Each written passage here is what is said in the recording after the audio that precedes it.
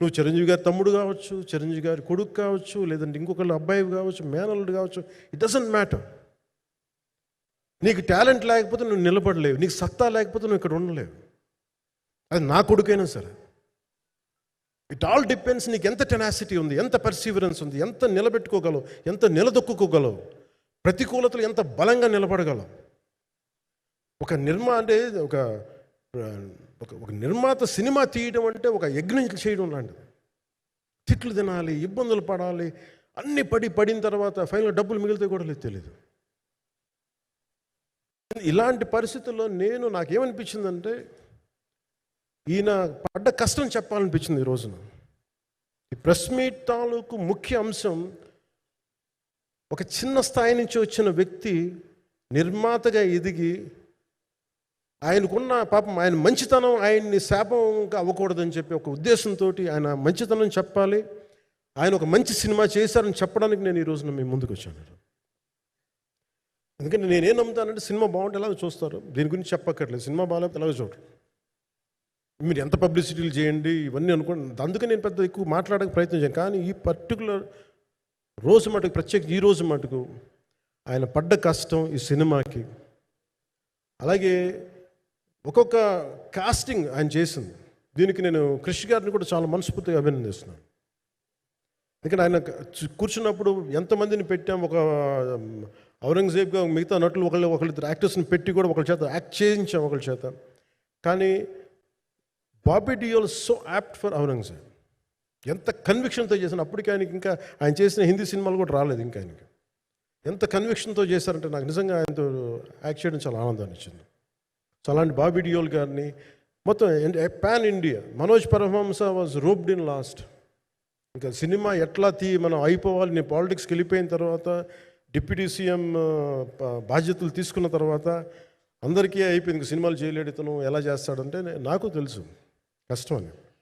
నేను ఎలా చేశాను ఈ సినిమా అంటే పొద్దున్న 2 గంటలు చేసామని, బ్రేక్ఫాస్ట్ టైము, లేదంటే నా ఎక్సర్సైజ్ టైంని కొంచెం మిడ్ నైట్గో లేదంటే ఎర్లీ మార్నింగ్ 4 గంటలు పెట్టుకొని ఆ 2 గంటలు ఏమి దొరుకుద్దో ఆ 2 గంటలు ఇస్తే జ్యోతి, మనోజ్ గారు, మన రత్నం గారు వీళ్ళు కూర్చొని ప్లాన్ చేసి, అది కూడా నా ఆఫీస్కి, నా పార్టీ ఆఫీస్కి కూతవేటు దూరంలో ఉన్న ఒక మా స్నేహితులు ఒక వాళ్ళ గోడౌన్ ఉంటే అక్కడ కూర్చొని షూట్ చేసాం. ఎంత మండుటెండంటే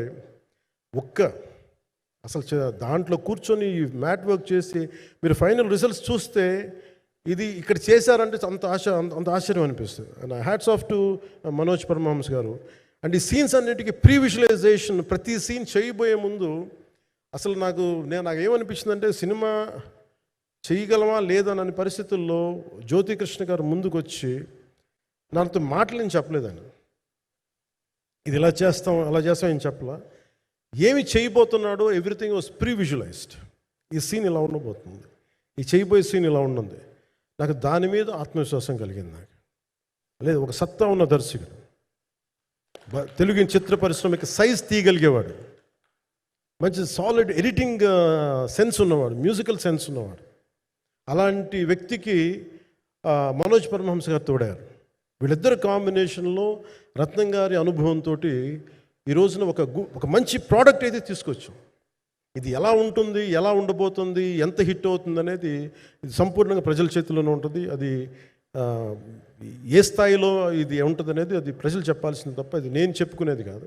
బట్ నా వరకు నేను ప్రత్యేకించి నేను వ్యక్తిగతంగా చేసింది ఈ సినిమాకి, అపార్ట్ ఫ్రమ్ యాక్టింగ్ కాంట్రిబ్యూషన్, నేను ఏ సినిమా చేసినా ప్రతి సన్నివేశంలోనూ ప్రతి సాంగ్ అండ్ డాన్స్లో కూడా కొన్నిసార్లు నేను చేయలేక, నేను ఒక రిలక్టెంట్ యాక్టర్లో ఎలాగో టెక్నీషియన్గా కూడా నాకేంటంటే సుస్వాగతం సినిమాలో నన్ను తీసుకెళ్ళి వైజాగ్లో బస్సు మీద ఎక్కించి డ్యాన్స్ చేయమను, చచ్చిపోయాను డ్యాన్స్ ఇలాగే.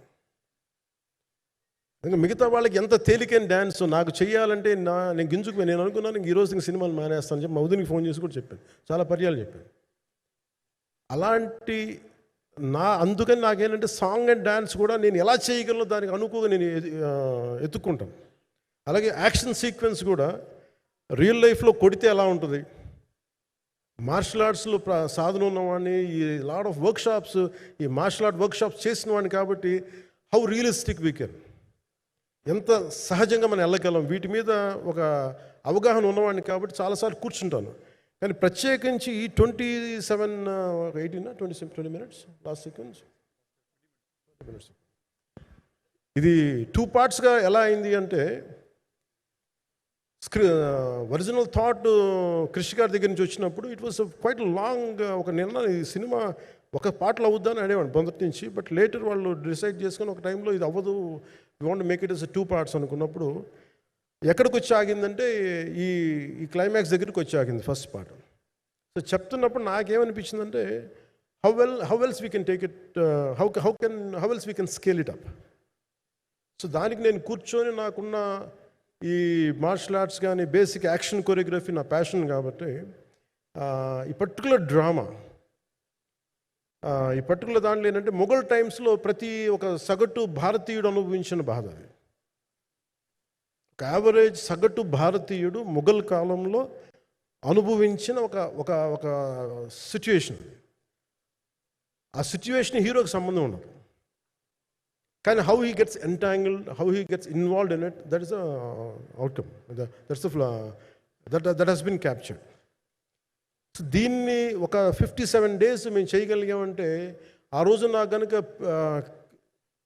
మన జ్యోతి గారు ఉండుంటే పక్కన, maybe I would done it in at least ఒక 50% ఆఫ్ ఇట్. ఎందుకంటే నేను చెప్పింది అలా చేయగలరు, ఇవన్నీ కూర్చోబెట్టి వీ డిడ్ అవర్ బెస్ట్.